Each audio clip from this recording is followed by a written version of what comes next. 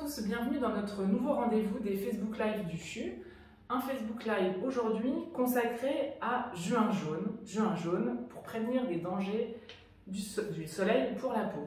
En effet, l'été approche, aujourd'hui on a tous envie de s'exposer, de prendre un peu le soleil pour avoir bonne mine. Nous allons discuter avec le docteur Granel Brocard, dermatologue au CHRU de Nancy, qui nous expliquera, qui nous donnera de bons conseils, ce qu'il faut faire, pas faire, et qui nous passera également un message de prévention.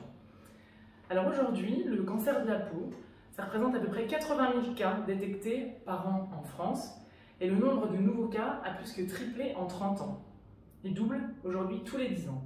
À l'occasion de la campagne nationale Juin jaune, donc une campagne nationale de prévention au même titre qu'Octobre rose ou Mars bleu, qui sont plus connus que Juin jaune, j'ai le plaisir d'accueillir le docteur Florence Granel Brocard.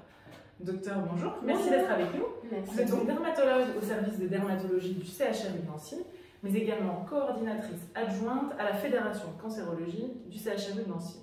Alors je vous laisse nous présenter rapidement Juin jaune en quelques mots pour nous expliquer. Comme vous l'avez très bien dit, Juin jaune c'est un peu en analogie avec Octobre rose pour le cancer du sein et Mars bleu pour le cancer colorectal.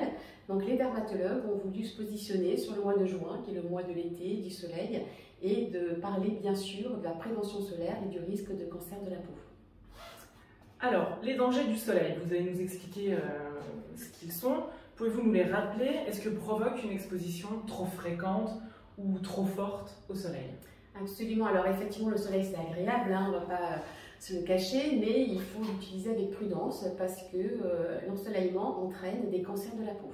Alors auprès des jeunes, ce n'est pas le discours qui est le plus percutant, on préfère dire que ça vieillit également la peau de façon précocement et les jeunes sont plus sensibilisés à ce vieillissement cutané précoce.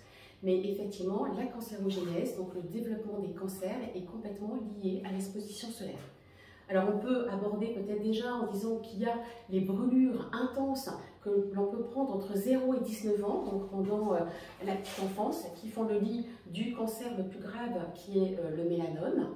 Et puis il y a les doses cumulées d'ultraviolets pendant toute une vie, comme l'agriculteur, le marin-pêcheur, les ouvriers du bâtiment, qui travaillent en extérieur et qui vont développer, alors pour le coup à un âge plus tardif, des carcinomes, qui sont aussi des cancers de la peau, mais qu'on voit à un âge plus avancé, liés à l'exposition solaire pendant toute une vie. Alors, quels sont les gestes de prévention à adopter pendant toute l'année? Parce qu'en fait, on est souvent exposé au soleil, pas que l'été. Enfin, la puissance n'est pas la même, mais voilà. Absolument. Le danger est plus marqué pendant la période d'ensoleillement, et c'est vrai qu'on recommande d'éviter justement les horaires de fort ensoleillement entre midi et 16 heures. On va conseiller une tenue vestimentaire, c'est ce qui protège le mieux. Des écrans solaires de fort indice, on pourra les aborder tout à l'heure. Un chapeau, alors on dit classiquement un chapeau mexicain avec un large débord pour bien protéger la face, ou une casquette avec une visière. Bien sûr, on appliquera la crème solaire qu'il faut renouveler toutes les 2 heures après chaque bain. Et on évitera de s'exposer en se croyant faussement protégé avec la crème solaire. Parce qu'attention, la crème solaire ne doit pas faire augmenter le temps d'exposition. Sinon, il vaut mieux pas en mettre et rester à l'ombre ou sous le parasol. Absolument. Et une fois que ma peau est bronzée, est-ce que je dois continuer à me protéger du soleil ou est-ce que naturellement, on se sent protégé naturellement et à l'abri des coups de soleil? Alors on peut se sentir protégé du coup de soleil quand on est bronzé effectivement, mais comme je disais tout à l'heure, le fait de continuer à s'exposer va faire le lit des carcinomes à un âge plus avancé. Donc ces doses cumulées d'ultraviolets pendant toute une vie sont dangereuses aussi pour la peau, donc il faut savoir se protéger tout au long de l'été. D'accord. Alors, est-ce que, chaque individu a un type de peau différent, est-ce que toutes les couleurs de peau ont besoin de la même protection? Non, bien sûr que non. Les phototypes clairs, la peau blanche, laiteuse, les sujets roux qui ont des cheveux blonds, et bien également ont des risques de cancer de la peau parce qu'ils ont une carnation qui ne les protège pas vis-à-vis du soleil. À l'inverse, les sujets mat sont protégés par leur carnation vis-à-vis du rayonnement solaire. Alors c'est pour ça qu'il y a effectivement plusieurs indices de protection dans les écrans solaires. Donc on a les faibles indices entre 6 et 10, on a les indices moyens entre 15 et 25, on a les forts indices de protection 30-50 et très haute protection à plus de 50. Alors je voudrais quand même peut-être parler des écrans solaires pour bien relativiser un petit peu les choses. Parce qu'aujourd'hui il y a tellement de choix quand on arrive ou en pharmacie ou en supermarché, on s'y perd complètement. Alors déjà un terme qu'on ne doit plus entendre et plus dire, c'est total. Et on l'entend encore dans nos consultations, je mets d'écran total. Non, on n'est pas totalement protégé, donc ça n'est sûrement pas l'écran total, et il faut bannir ce terme. Il faut utiliser des indices très élevés parce qu'en fait l'industrie pharmaceutique a calculé les indices de protection avec une dose de 2 mg par centimètre carré sur la peau d'écran solaire. Ce qui veut dire qu'on devrait utiliser un tube de crème par jour. Quand on voit que le tube fait toute la famille, voilà, toutes les vacances, on est loin du compte. Voilà, exactement. Donc, il faut savoir que même avec l'écran solaire, on bronze, on est juste protégé du coup de soleil et il faut savoir le renouveler, il faut savoir en mettre en quantité suffisante. Alors, comment bien préparer sa peau pour, on sait qu'on va partir en vacances, qu'on va être plus exposé au soleil. Est-ce qu'il y a des techniques pour préparer sa peau au soleil? Alors, on peut effectivement préparer sa peau au soleil d'une certaine façon en y allant progressivement. Mais pour des personnes qui sont plus intolérantes au soleil, on peut effectivement utiliser des protecteurs internes que sont donc ces vitamines et ce bêta-carotène, hein, c'est de la carotte en gélule en fait, que l'on peut prendre 15 jours au moins avant l'exposition solaire, puis pendant l'exposition solaire pour mieux se protéger du soleil. Donc ce sont les vitamines qu'on trouve en pharmacie, en complément alimentaire. Absolument. Très bien. Après, je voudrais aussi quand même préciser que pour le petit enfant, le nourrisson, il ne doit pas aller au soleil. C'est vraiment la protection solaire à l'ombre totale, si j'ai envie de dire, parce que l'enfant ne doit pas être exposé. Après, jusqu'à quel âge à peu près? Alors, le nourrisson. Oui. Après, bien sûr, quand il va cavaler sur les plages, ce sera plus difficile. Et on aime bien dire aux mamans, vous pouvez utiliser la crème solaire avec une forme de jeu.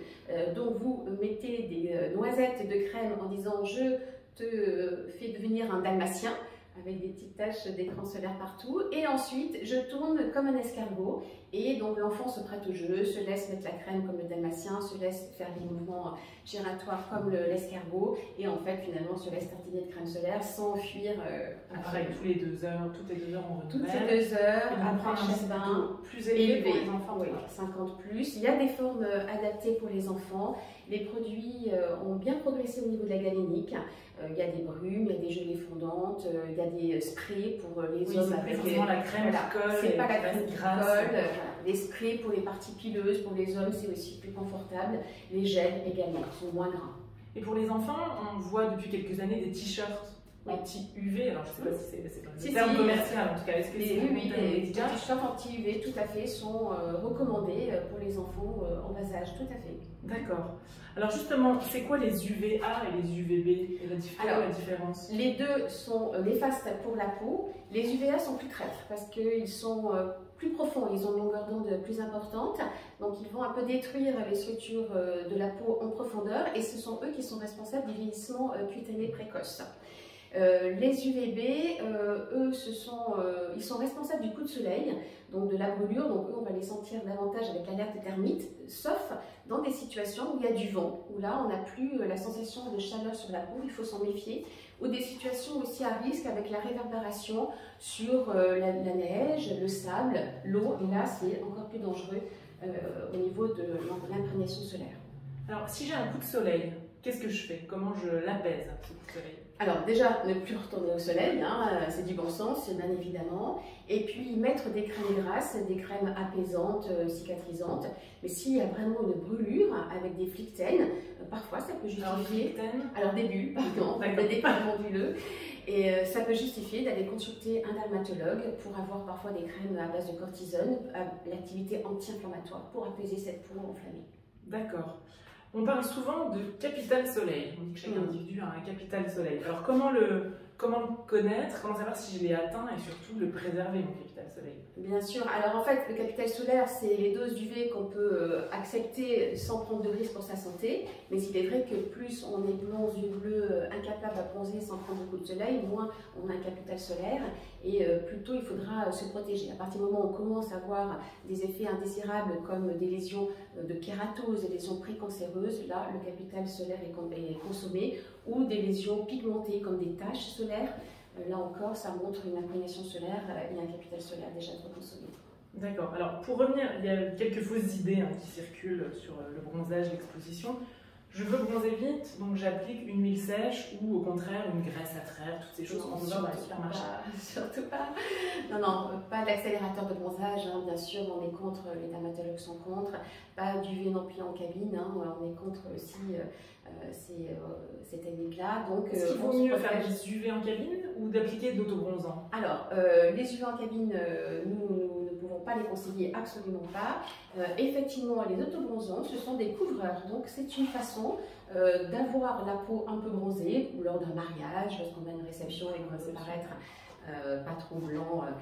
Donc du coup, on est autorisé bien sûr à mettre des autobronzants, des couvreurs. Il y a même en institut des vaporisations en jet d'autobronzants qui sont très bien faits, c'est très harmonieux. Et puis bon, ça n'a aucun impact sur la santé. Aucun impact sur la santé et ça va s'éliminer avec les bactéries. Voilà. Un dernier conseil par rapport à la crème solaire, avant de parler aux aspects médicaux et le suivi avec le dermatologue.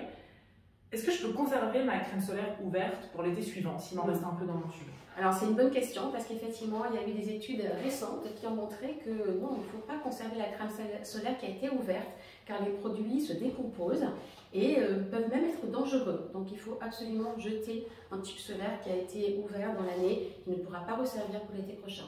D'accord, donc fin des vacances, on jette la crème solaire. Oui. Alors, pour en revenir vraiment au suivi chez le dermatologue, donc quel est le suivi régulier à avoir pour justement prévenir des cancers de la peau?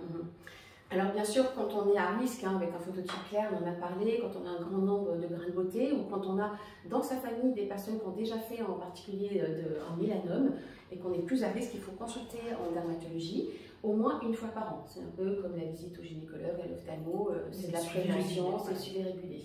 Mais quand on a une lésion suspecte et en particulier un grain de beauté qui se modifie, hein, vous connaissez peut-être la règle de l'abécédaire, ABCDE. Voilà, donc A, c'est l'asymétrie des bords de la lésion du grain de beauté, ce qu'on peut penser être un grain de beauté, donc les bords asymétriques. B, c'est la bordure irrégulière, ça reprend un petit peu le A. C, c'est la couleur inhomogène, quand il y a du brun foncé, du brun clair, du rose, du rouge, du noir. Ça, c'est inquiétant. D, c'est l'évolutivité, donc quand on a une croissance plus importante que la seule croissance du grain de beauté, c'est-à-dire en quelques semaines, en quelques mois, ça va vite. Et le E rejoint le D, le diamètre qui augmente, c'est l'évolutivité. Donc voilà la règle de l'abécédaire. Et là, il faut effectivement consulter un dermatologue avec, j'ai conscience, toutes les difficultés actuellement pour prendre rendez-vous. Donc on peut consulter son médecin généraliste et on a maintenant de la télémédecine, téléexpertise, et donc le médecin généraliste sous une plateforme nous envoie le résumé du cas clinique et les photos, et selon le degré d'urgence, on donne des rendez-vous et le patient qui doit être vu peut être vu dans le plus bref délai, bien sûr. D'accord. Donc dès que mon grain de beauté change de forme ou saigne, je consulte. Voilà, quand il se modifie de couleur, de forme, quand il évolue, effectivement, il faut consulter. Les antécédents familiaux, vous en avez parlé. Est-ce que ça peut être, est-ce que la qualité de la peau dépend de la génétique? Est-ce que s'il y a des antécédents dans la famille, je risque d'avoir un mélanome ou un carcinome? Absolument. Alors, pas pour le carcinome, mais le mélanome, effectivement, il y a un risque pour les membres de la famille. Donc, quand on dépiste un mélanome chez une personne, on lui demande que les proches, la fratrie, les parents, les enfants se fassent également examiner parce que ça peut leur arriver. Et bien souvent, effectivement, on partage les mêmes phototypes que ses parents, c'est-à-dire que les blancs aux yeux bleus ont tendance à faire aussi des blancs aux yeux bleus. Et donc, du coup, le risque est plus important à la descendance, effectivement. Très bien. Nous arrivons à la fin de ce live. Merci, Dr Granel, d'avoir été avec nous. Merci à vous de nous avoir suivis. J'en profite pour vous rappeler deux actions qui sont proposées justement par le Dr Granel-Brocard et son équipe au grand public, action de prévention. Donc on vous donne rendez-vous le 28 juin à Nancy Thermal et le 20 juillet à la plage des Deux Rives. Vous pourrez rencontrer les médecins qui vous prodigueront tous ces bons conseils. En attendant, je vous souhaite à tous un bel été, protégez-vous du soleil, profitez-en bien et à bientôt.